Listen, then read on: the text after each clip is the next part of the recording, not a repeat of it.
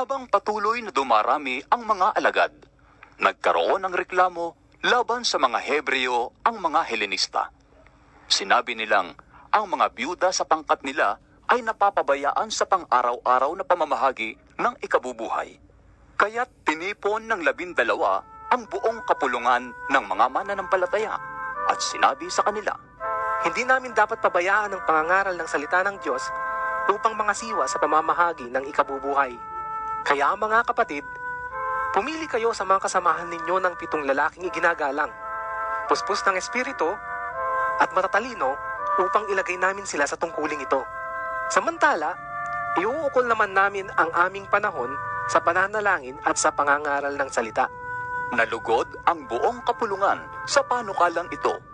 Kaya't pinili nila si Esteban, isang lalaking lubos ang pananampalataya sa Diyos at puspos ng Espiritu Santo, at sina Felipe, Procoro, Nicanor, Timon, Parmenas, at si Nicolas na taga-Antioquia, isang hentil na nahikayat sa pananampalatayang Hudyo. Nang iharap sila sa mga apostol, sila'y ipinanalangin at pinatungan ng kamay. Patuloy na lumaganap ang salita ng Diyos at dumami ang mga alagad sa Jerusalem.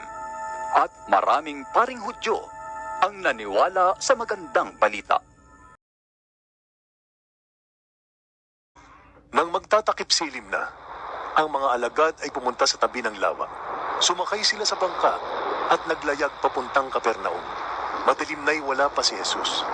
Lumakas ang hangin at lumaki ang alon.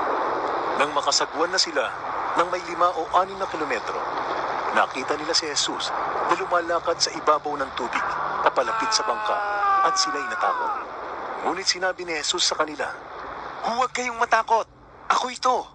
Tuwang-tuwa nilang pinasakay si Jesus, at kaagad na nakarating ang bangka sa kanilang pupuntahan.